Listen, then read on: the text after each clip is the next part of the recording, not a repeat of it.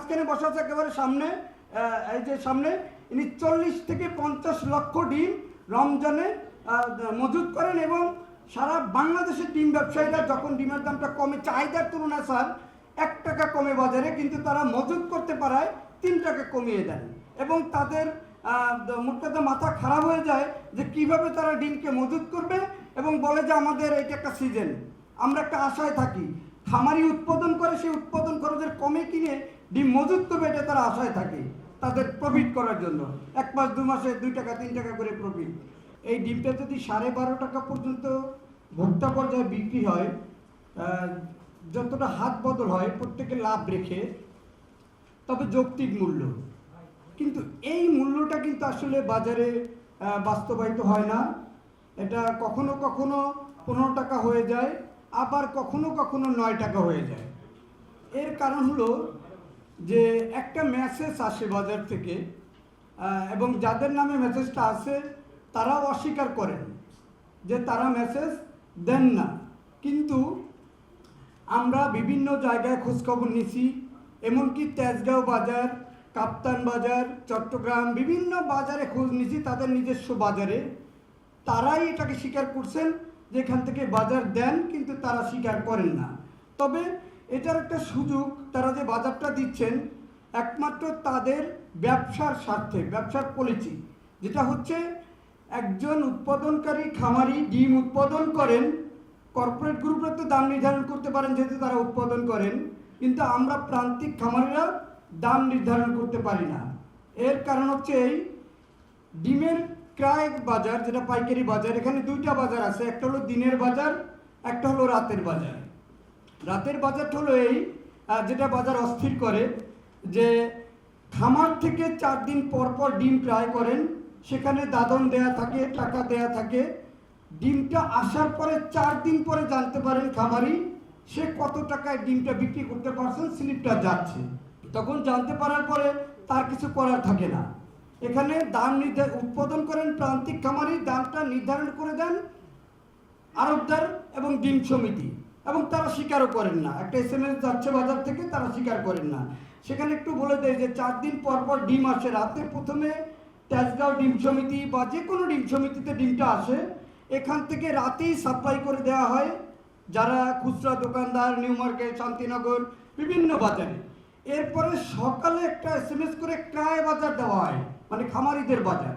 ওই বাজারের উপর নির্ভর করে তারা ক্রয় বিক্রয় করেন। এখানে এই দিনের বাজার আর রাতের বাজার সারিটাকে বন্ধ করতে হবে, যে খামার থেকে যদি ডিম কিনতে হয় তাহলে তার মূল্য নির্ধারণ করে কিনতে হবে। সেখানে খামারি মূল্য নির্ধারণ করবে, সে সেই দামে ডিম কিনবে উৎপাদন খরচের বিপরীতে। কিন্তু এখানে তাদের হাতে যখন থেকে যায় তখন তারা চাইলেই ইচ্ছাকৃতভাবে কমিয়ে দিচ্ছেন দাম, আবার চাইলেই ইচ্ছাকৃতভাবে দামটা বাড়িয়ে দিচ্ছেন। এখানেও একটা স্বার্থ আছে তাদের, যেটা হচ্ছে যদি 1 সপ্তাহে প্রতিদিন 1 লক্ষ ডিম আসে, সপ্তাহে যদি 50,000 ডিম আটকানো যায়, আবার 1 সপ্তাহ পরে ডিমের দামটা বেড়ে যায়, তখন তার 50,000 ডিমে 1 লক্ষ টাকা বের হয়ে গেল। এইটা একটা তথ্য। আরেকটা হচ্ছে বাজারের চাহিদা এবং যোগানের একটা তথ্য বলি, এটাও তাদের হাতে নিয়ন্ত্রিত। কিভাবে একসাথে 10 দিন সাবেক বাজার রাখেন, একদিন বাড়াইলেন, যেভাবে এপ্রিল মাসে 8 টাকা 10 পয়সা আমার খামারে ডিম বিক্রি হয়েছে এবং SMS ছিল 8 টাকা 90 পয়সা, সেখান থেকে 70 থেকে 80 পয়সা খামারি কম পেয়েছিল বাজার। আবার SMS এর থেকে আবার 20 থেকে 30 টাকা বাজারে ডিম বেশি বিক্রি হয়।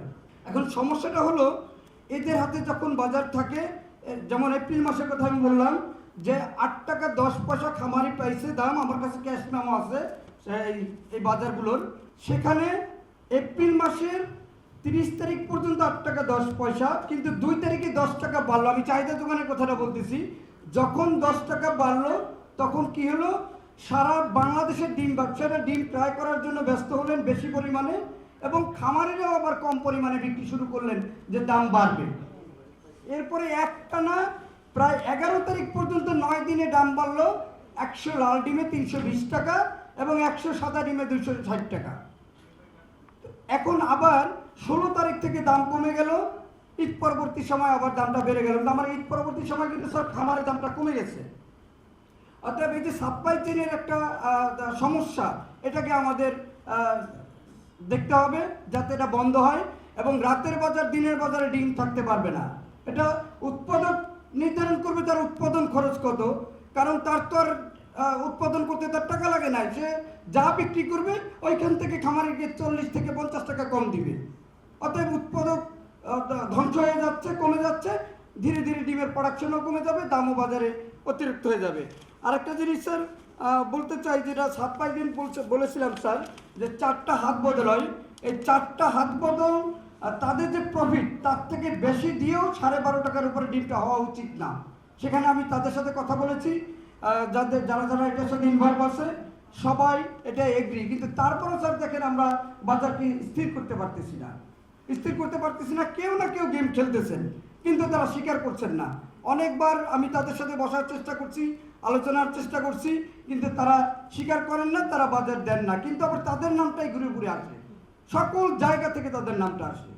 যে 10 টাকা 88 পয়সা উৎপাদন খরচ, 8 টাকায় বিক্রি করতে হলে স্যার সে কিন্তু আর টিকতে পারে না। ক্ষুদ্র খামারি কর্পোরেটর হয়তো টিকতে পারে, তাদের উৎপাদন খরচ কম এবং বেশি পরিমাণে প্রোডাকশন করেন, কিন্তু আমাদের প্রান্তিক খামারিরা 1000, 2000, 4000, 5000 ডিম উৎপাদন করেন। এদের যদি একদিন লস হয় তাদের অনেক লস হয়, কিন্তু একটানা 3 মাস 4 মাস এরপরে তারা কম দামে কিনে স্যার কোল্ড স্টোরেজ করেন, যেটা আপনারা দেখছেন স্যার, যে কোল্ড স্টোরেজ করার পরে তারপর আবার তারা বাজারে বেশি দামে ছাড়েন। যেমন চট্টগ্রামের এক ব্যবসায়ী আছেন, যার এই ছবিতে তার ছবি ইনভলভ আছে, যিনি 40 লক্ষ থেকে 50 লক্ষ ডিম তিনি মজুত করেন। 40 লক্ষ থেকে 50 লক্ষ ডিম মজুত করেন রমজান এবং শীতে। তারা চাহিদা যোগান, সবসময় বলে যান মুরগি মারা গেছে, ডিমের উৎপাদন কমে গেছে, হরতাল, অবরোধ, শীত, মাছ, তাদের ডিম ব্যবসায়ীদের একটা মানে কমন একটা বক্তব্য।